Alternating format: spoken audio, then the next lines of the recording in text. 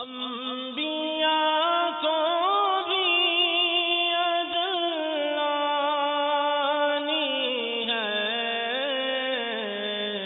مگر ایسی کے فقط آنی ہے۔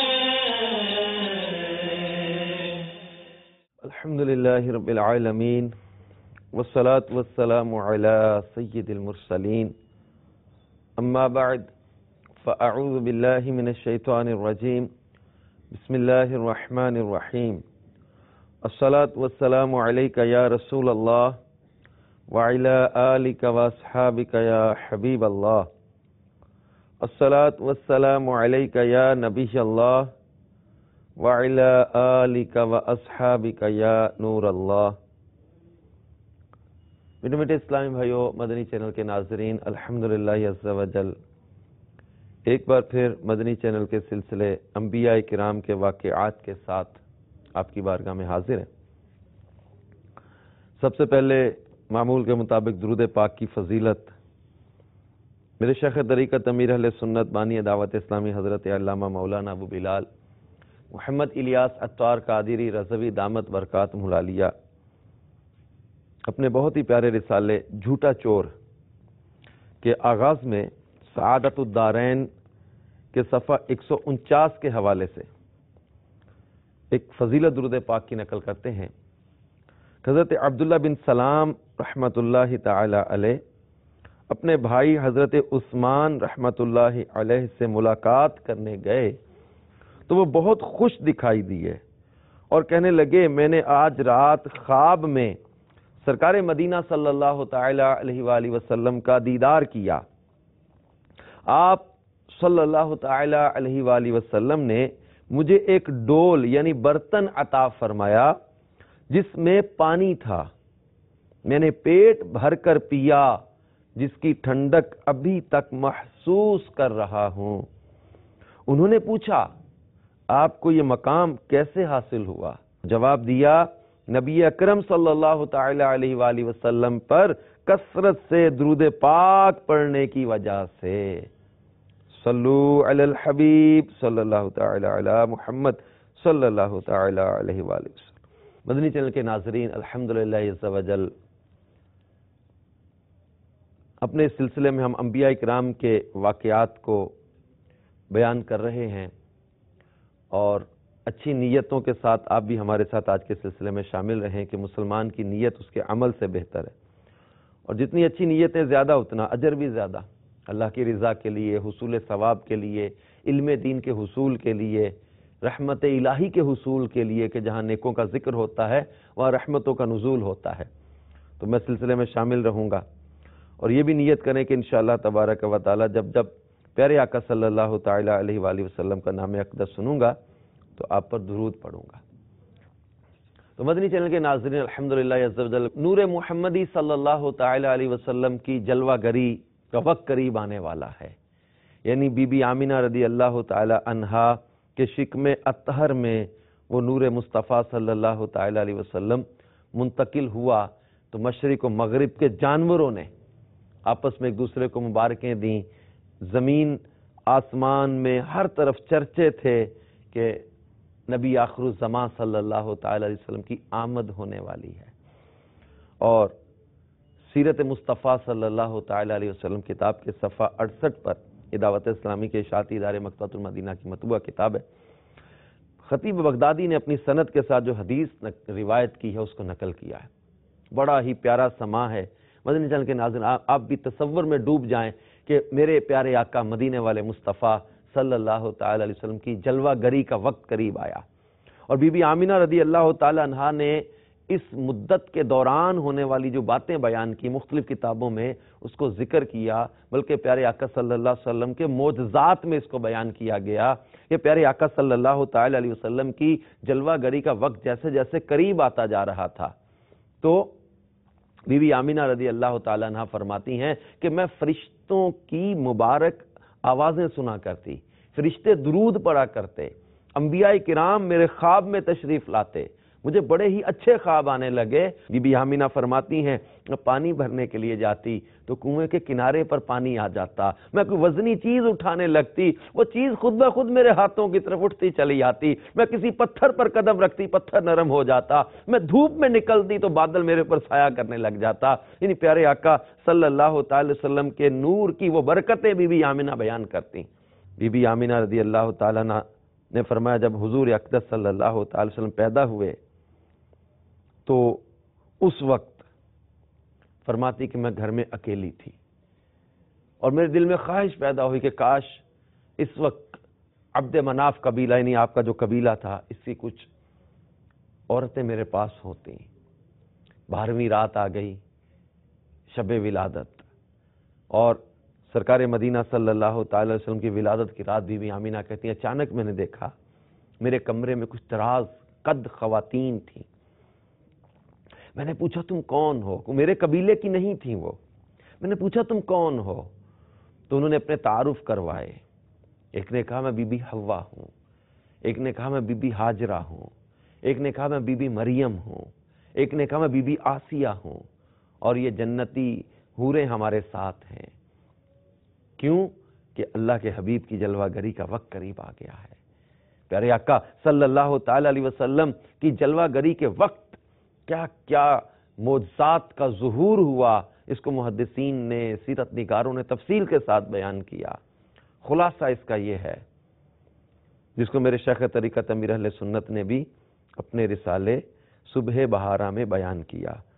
تو میرے شیخ طریقت امیر اہل سنت اس سہانی گھڑی کا وقت اور کیفیت کو بیان کرتے ہوئے صبح بہارا میں فرماتے ہیں خاتم المرسلین، رحمت للعالمین، شفیع المذنبین، انیس الغریبین، سراج السالکین، محبوب رب العالمین، جناب صادق و امین صلی اللہ تعالی علیہ وآلہ وسلم قرار ہر قلب مخزون و غمگین بن کر 12 ربیع النور شریف کو صبح صادق کے وقت جہاں میں تشریف لائے، اور آ کر بے سہاروں، غم کے ماروں، دکھیاروں، دل فگاروں اور در در کی ٹھوکریں کھانے والے بے چاروں کی شام غریباں کو صبح بہاراں بنا دیا۔ مسلمانوں صبح بہاراں مبارک، وہ برسات انوار سرکار آئے۔ اب جب پیارے آقا صلی اللہ تعالی وسلم کی جلوہ گری ہوئی تو کیا سما تھا۔ 12 ربیع النور شریف کو اللہ عز و جل کے نور صلی اللہ تعالی علیہ وآلہ وسلم کی دنیا میں جلوہ گری ہوتے ہی کفر و ظلمت کے بادل چھٹ گئے۔ شاہ ایران کسریٰ کے محل پر زلزلہ آیا، 14 کنگرے گر گئے۔ ایران کا جو آتش کدہ 1000 سال سے شعلہ زن تھا، یعنی 1000 سال سے اس میں آگ جل رہی تھی، وہ بجھ گیا، دریائے ساوا خشک ہو گیا، کعبے کو وجد آ گیا اور بت سر کے بل گر پڑے۔ تو مدنی چینل کے ناظرین، ہمارے پیارے آقا صلی اللہ تعالی علیہ وسلم کی جلوہ گری تو کیا ہوئی، پیارے آقا مدینے والے مصطفیٰ صلی اللہ تعالی علیہ وآلہ وسلم کی ولادت کے وقت جبریل امین جھنڈے لے کر آئے۔ اس کے بارے میں سیدتنا آمنہ رضی اللہ تعالیٰ عنہ فرماتی ہیں، اس کو خصائص کبریٰ کی جلد اول کے صفحہ 82 کے حوالے سے نقل کیا گیا کہ سیدتنا آمنہ رضی اللہ تعالیٰ عنہ فرماتی ہیں میں نے دیکھا کہ 3 جھنڈے نصب کیے گئے، ایک مشرق میں، دوسرا مغرب میں،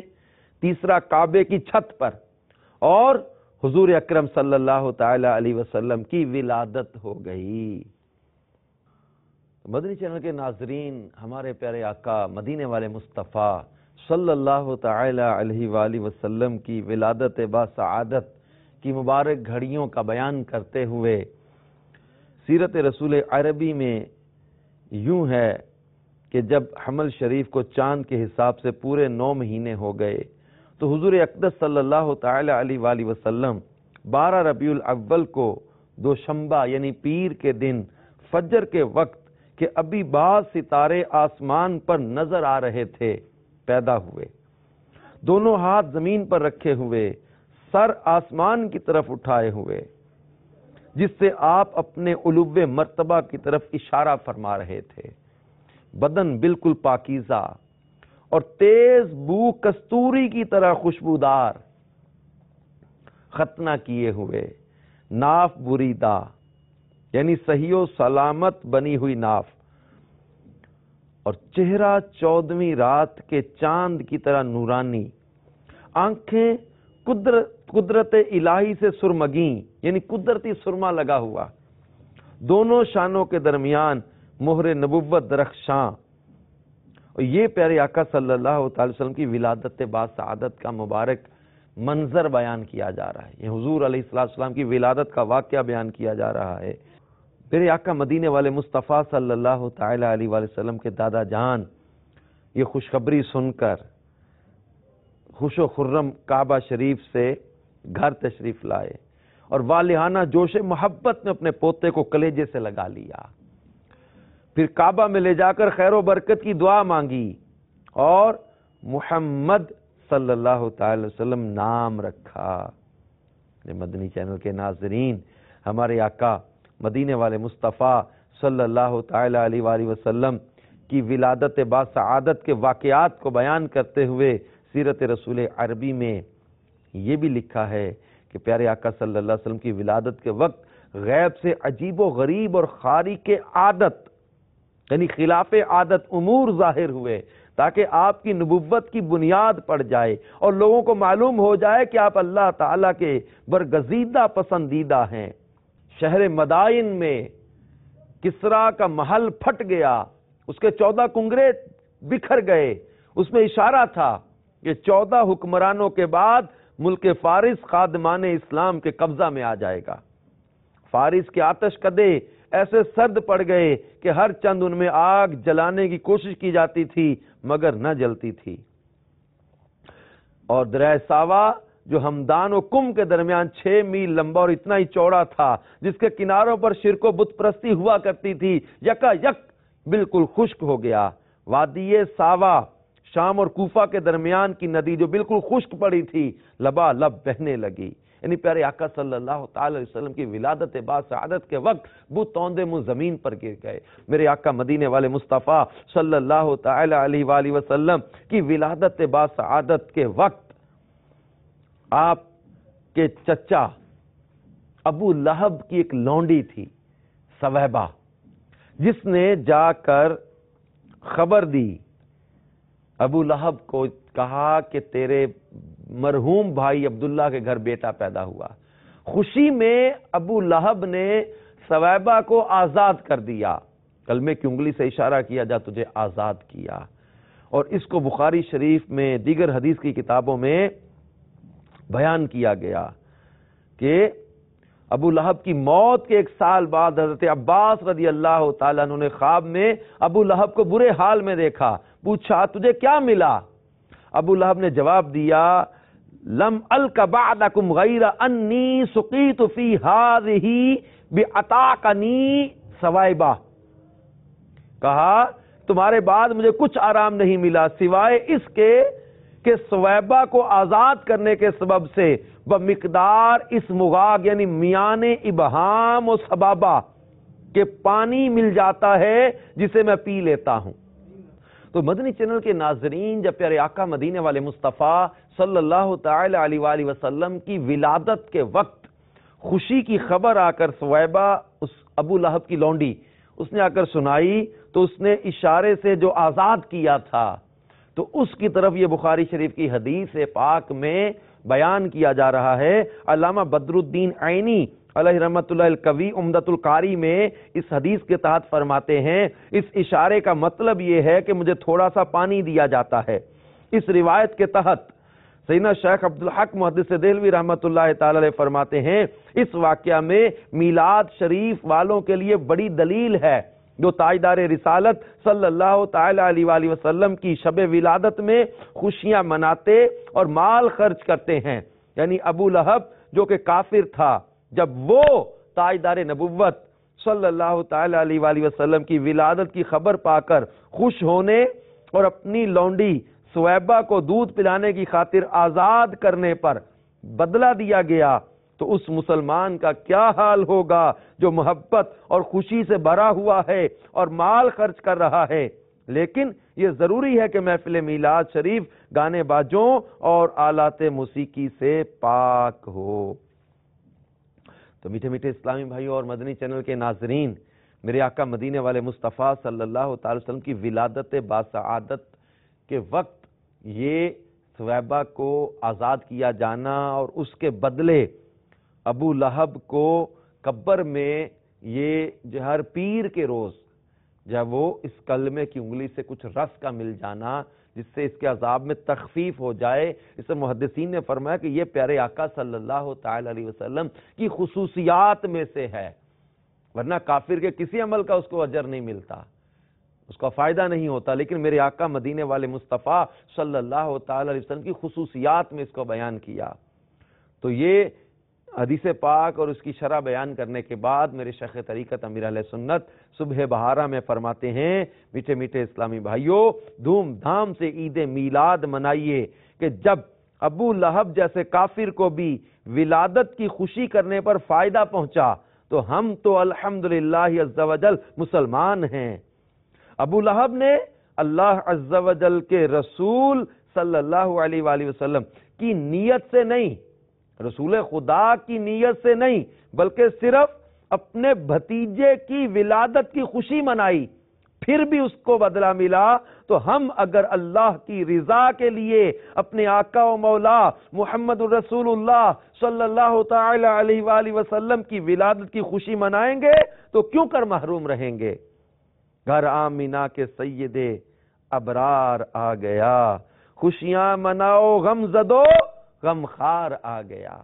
میرے آقا مدینے والے مصطفیٰ صلی اللہ تعالی علیہ وآلہ وسلم کی ولادت کی خوشی منانے والے کتنے خوش نصیب ہیں کہ تذکرۃ الواعظین کے صفحہ 600 پر ہے، ایک عالم صاحب فرماتے ہیں الحمدللہ عز و جل مجھے خواب میں تاجدار رسالت شہنشاہ نبوت صلی اللہ تعالی علیہ وآلہ وسلم کی زیارت ہوئی۔ میں نے عرض کی یا رسول اللہ صلی اللہ علیہ وآلہ وسلم، کیا آپ کو مسلمانوں کا ہر سال آپ کی ولادت مبارک کی خوشیاں منانا پسند آتا ہے؟ ارشاد فرمایا جو ہم سے خوش ہوتا ہے ہم بھی اس سے خوش ہوتے ہیں۔ صلو علی الحبیب صلی اللہ تعالی علی محمد صلی اللہ تعالی علیہ وآلہ وسلم۔ تو میٹھے میٹھے اسلامی بھائیوں اور مدنی چینل کے ناظرین، الحمدللہ عز و جل پیارے آقا مدینے والے مصطفیٰ صلی اللہ تعالی علیہ وآلہ وسلم کی ولادت باسعادت کی مبارک گھڑیوں کو بیان کرتے ہوئے میرے سیدی اعلیٰ حضرت کہتے، جس سہانی گھڑی چمکا طیبہ کا چاند، اس دل افروز ساعت پہ لاکھوں سلام۔ اور میرے شیخ طریقت امیر اہل سنت وسائل بخشش میں اللہ کے حبیب صلی اللہ تعالی علیہ وسلم کی ولادت کو بیان کرتے ہوئے کہتے محبوب رب اکبر تشریف لا رہے ہیں، آج انبیاء کے سرور